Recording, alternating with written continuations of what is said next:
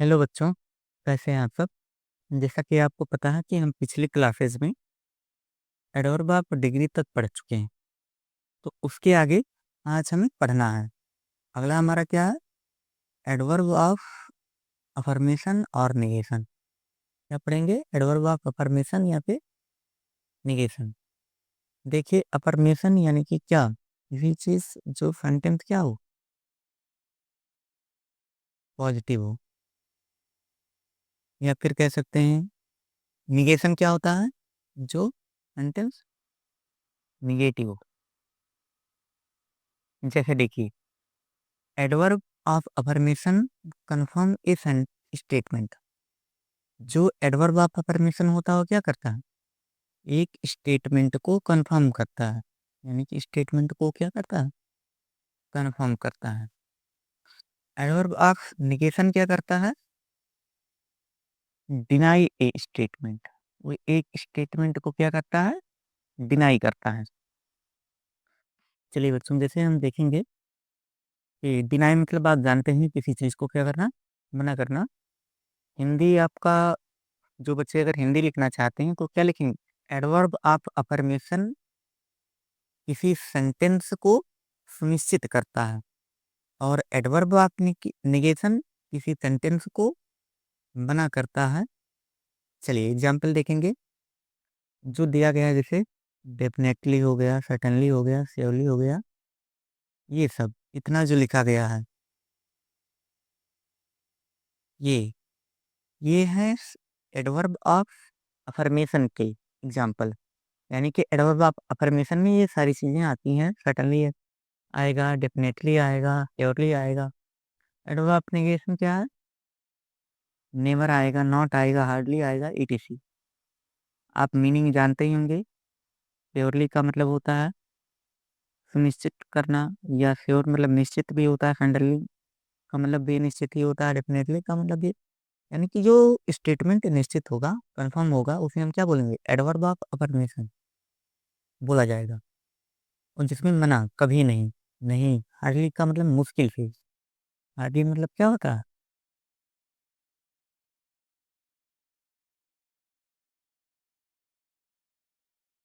मुश्किल से ही। तो ये सब आएगा एडवर्ब ऑफ नेगेशन में।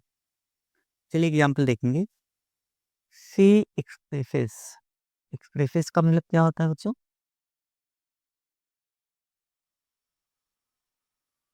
व्यक्त करना। सी एक्सप्रेसेस हर ओपिनियन डेफिनेटली। उसने निश्चित ही अपने ओपिनियन यानी कि अपने विचारों, ओपिनियन मतलब क्या होता है? विचार होता है। ओपिनियन का मीनिंग क्या होता है? विचार होता है। तो उसने निश्चित ही अपने विचारों को क्या किया? व्यक्त किया। तो देखिए, अब अगर आपसे पूछा जाए कि डेफिनेटली क्या है, क्या होगा? Adverb of affirmation. अगला है the train arrived exactly on time. जो ट्रेन था वो एग्जैक्टली का मतलब होता है सही सही, ठीक ठीक। तो जो ट्रेन था वो सही टाइम पर आ गया। अराइव्ड का मतलब आ गया। तो एग्जैक्टली अगर आपसे पूछा जाए तो क्या होगा? ये होगा एडवर्ब ऑफ अफर्मेशन। चलिए अगला देखते हैं। He will definitely come. वह निश्चित ही आएगा। अब निश्चितता का बोध किससे हो रहा है? डेफिनेटली। इसका मतलब क्या होता है? निश्चित।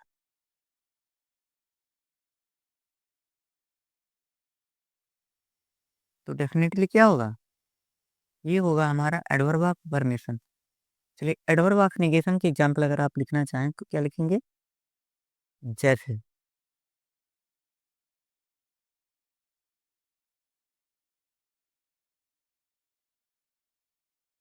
आई will never go, go there. I will never go there. अब देखिए, यहाँ क्या होगा? नेवर क्या होगा? एडवर्ब ऑफ निगेशन होगा। ध्यान रखेंगे, नेवर क्या होगा? Adverb of negation. और एग्जाम्पल अगर जानना चाहें,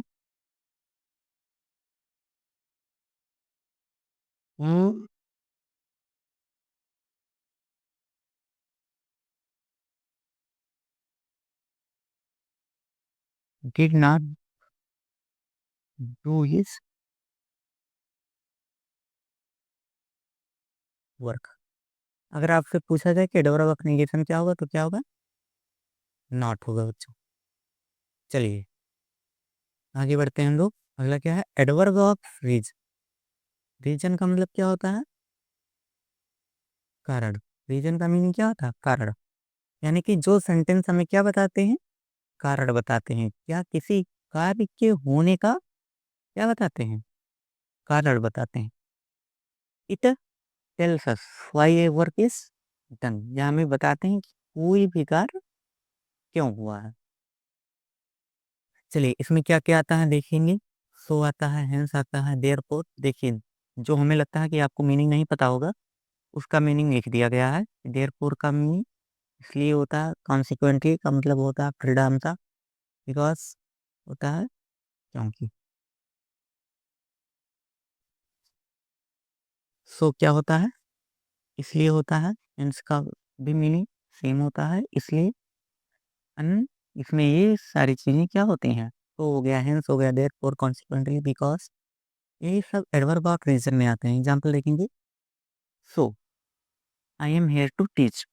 इसलिए मैं आपको यहाँ पढ़ाने के लिए आया हूँ। तो ये सो क्या होगा? Adverb of reason. आई टूक ए नैप। नैप का मतलब क्या होता है बच्चों? नैप का मतलब होता है झपकी लेना। नैप का मीनिंग होता है झपकी लेना। आई टूक ए नैप, मैंने झपकी ली। क्यों? इसका कारण क्या था? बिकॉज़। कारण क्या हुआ? I was tired. यानी कि मैंने झपकी ली क्योंकि मैं थका हुआ था। तो बिकॉज़ क्या होगा? Adverb of reason. चलिए, she walked home. She walked home, वह घर गई। क्यों? She didn't have a cycle. उसके पास साइकिल नहीं था, इसलिए वॉक्ड का मतलब क्या होता है? चल कर जाना।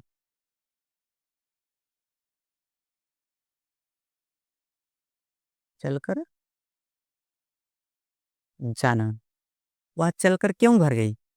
क्योंकि because she didn't have a cycle, क्योंकि उसके पास क्या नहीं था? साइकिल। तो अगर पूछा जाए बिकॉज़ क्या होगा तो आप जानते हैं क्या होगा? एडवर्ब ऑफ रीज़न होगा। चलिए बच्चों आगे बढ़ते हैं। तो बहुत कठिन है नहीं, ये सब आप आसानी से सीख सकते हैं, जान सकते हैं। आगे बढ़ते हैं। हमारा अगला क्या है? Relative adverb. अगला हम क्या पढ़ेंगे? रिलेटिव एडवर्ब के बारे में पढ़ेंगे।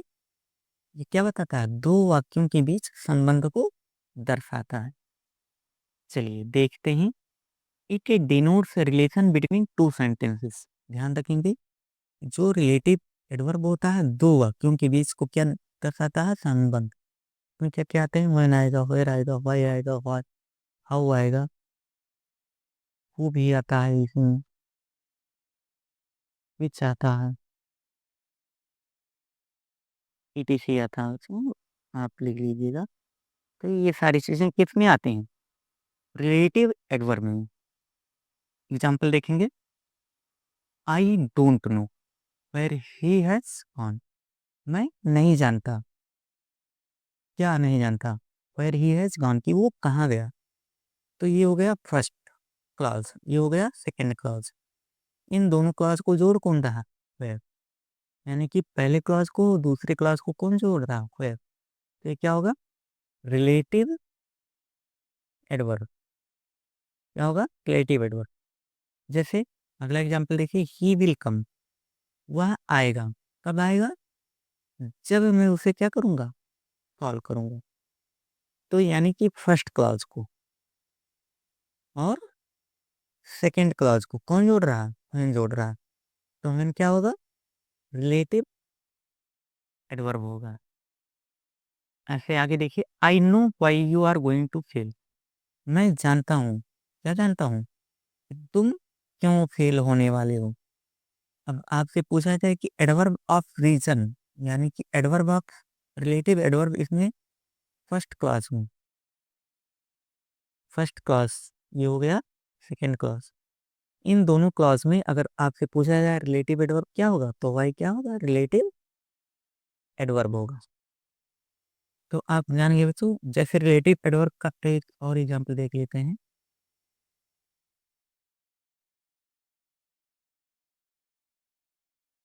आई know the man,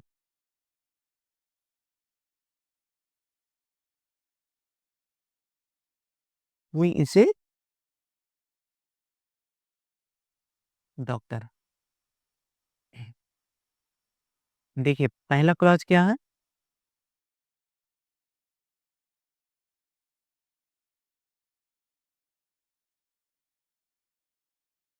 I know the man, मैं उस आदमी को जानता हूँ। किस आदमी को, वो इज ए डॉक्टर, जो क्या है, डॉक्टर है। यानी कि ये हो गया फर्स्ट क्लॉज और ये हो गया सेकंड क्लॉज। इन दोनों क्लॉज को जोड़ कौन रहा, हु, तो वो क्या होगा हमारा रिलेटिव एडवर्ब होगा।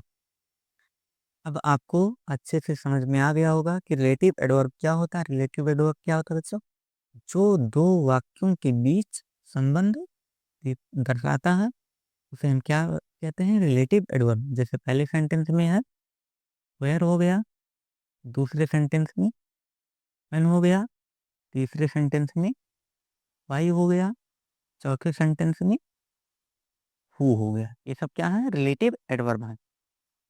चलिए आगे बढ़ते हैं।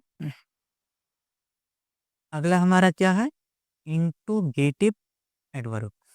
इंट्रोगेशन का मतलब आप जानते ही होंगे कि प्रश्न पूछना होता है। तो इसका प्रयोग हम किस लिए करते हैं, प्रश्न पूछने के लिए किया जाता है।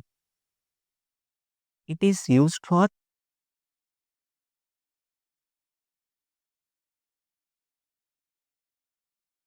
It is used for asking question. इसका प्रयोग किस लिए करते हैं, हम प्रश्न पूछने के लिए। यानी कि जब हमें किसी से कुछ पूछना होता है तो हम इंट्रोगेटिव एडवर्ब का यूज करते हैं। जैसे देखिए बच्चों, व्हेन हो गया, वेयर हो गया, व्हाई हो गया, हाउ हो गया, व्हाट हो गया, ये सब यानी कि जितने भी डब्ल्यू एच वर्ड होते हैं, डब्ल्यू एच वर्ड जितना भी होगा वो सब किसमें आएगा, इंट्रोगेटिव एडवर्ब में आएगा। चलिए एग्जांपल देखते हैं। Why are you surprised. अब देखिए यहाँ पूछा गया कि तुम सरप्राइज, तुम आश्चर्यचकित क्यों हो। तो इसमें इंट्रोगेटिव एडवर्ब क्या हो, व्हाई क्या होगा, इंट्रोगेटिव एडवर्ब होगा। जैसे where has she seen me, उसने मुझे कहाँ देखा है। अब इसमें इंट्रोगेटिव एडवर्ब क्या होगा, ये तो आप पहचान ही जाएंगे कि ये क्या होगा, वेयर इंट्रोगेटिव एडवर्ब होगा। व्हाट आर यू डूइंग, तुम क्या कर रहे हो, व्हाट क्या होगा, इंट्रोगेटिव एडवर्ब होगा। चलिए बच्चों देखते हैं। तो आपका जो इंट्रोगेटिव एडवर्ब है, यानी कि आपका पूरा टॉपिक एडवर्ब, आपका यहीं पे एडवर्ब क्या होता है बच्चों, समाप्त होता है। तो आप लोगों को ऐसे ही रोज बाकायदा, यानी कि एकदम सीरियल से आपको सारे टॉपिक ग्रामर के पढ़ाए जाएंगे। आप लोग क्या करेंगे, चैनल को सब्सक्राइब कर देंगे और बच्चों थोड़ा सा सपोर्ट करिए, चैनल को आप लोग शेयर भी कर देंगे अपने दोस्तों के साथ, यानी जो पढ़ने वाले बच्चे हैं उनके साथ आप शेयर कर दीजिए, उन्हें बता दीजिए कि इसके सब एकदम ग्रामर पूरा ठीक से पढ़ाया जा रहा है। आप एकदम से निश्चिंत रहिए, आपको फ्री ऑफ कॉस्ट पूरा ग्रामर आपको फ्री ऑफ कॉस्ट पढ़ाया जाएगा। यानी कि आपका 1 रुपया भी नहीं लगेगा। और इस बात का एकदम सुनिश्चित रहिए, इस बात के लिए एकदम से श्योरिटी में आपको दिलाता हूँ कि जितना भी पढ़ाया जाएगा, आपको बहुत ही बेहतरीन पढ़ाया जाएगा। जो भी पॉसिबल चीज़ें होंगी सारी बताई जाएँगी, जो लगेगा कि बच्चों को पता होना चाहिए। तो आप लोग हाई स्कूल या इंटर में या जिस भी क्लास में हो, ये सबके लिए इम्पोर्टेंट है। यानी कि अगर कहा जाए तो क्लास 6 से लेके 12th तक के बच्चों के लिए ये सेशन इम्पोर्टेंट है। तो अगर आपकी जानकारी में कोई भी बच्चे हैं, तो क्या करेंगे 6 से 12 तक उन्हें ये शेयर कर देंगे। आप बता दीजिए कि यहाँ पूरा ग्रामर फ्री ऑफ कॉस्ट पढ़ाया जा रहा है। और ध्यान रखिएगा कि इंटर वाले बच्चों के लिए हम सोच रहे हैं कि क्या शुरू कर दें? देखिए, आप लोगों को जो ये पढ़ाया जा रहा, आप लोग ऐसे ही पढ़ते रहेंगे। आप लोग जो अपना आप रूटीन डिस्टर्ब नहीं करेंगे। आप ऐसे पढ़ते ही रहेंगे। इंटर वाले बच्चों के लिए, जो इंटर के बच्चे हैं, उनके लिए ही इस पे शुरू कर रहे हैं हम नरेशन। यानी कि इस पे एक नया टॉपिक शुरू होगा, नरेशन। ये सिर्फ़ और सिर्फ़ स्पेशली अगर कहा जाए तो 10th वाले भी पढ़ सकते हैं, जिनको बोर्ड एग्ज़ाम देना है, और क्लास 12th वाले। उन्हीं के रिवीजन के लिए बच्चों क्या शुरू कर रहे हैं, नरेशन शुरू कर रहे हैं। बच्चों का रिवीजन हो जाए, बोर्ड में अच्छे नंबर आएँ, तो जिन बच्चों को, यानी कि जितने भी बोर्ड एग्ज़ाम वाले बच्चे हैं, आप लोग सब क्या करेंगे, ये नरेशन वाला जो सेशन है, ये सबके पास शेयर कर देंगे ताकि सब देख लें, सब जान जाएँ, अच्छे से पढ़ लें, समझ लें। आपको ढेर सारे एग्ज़ाम्पल्स यहाँ करवाए जाएँगे। नरेशन की आपको क्या करवाई जाएगी? यहाँ प्रैक्टिस करवाई जाएगी।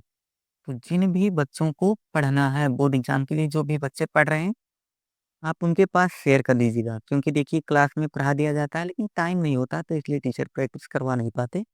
तो आपको यहाँ ढेर सारी प्रैक्टिस करवाई जाएगी।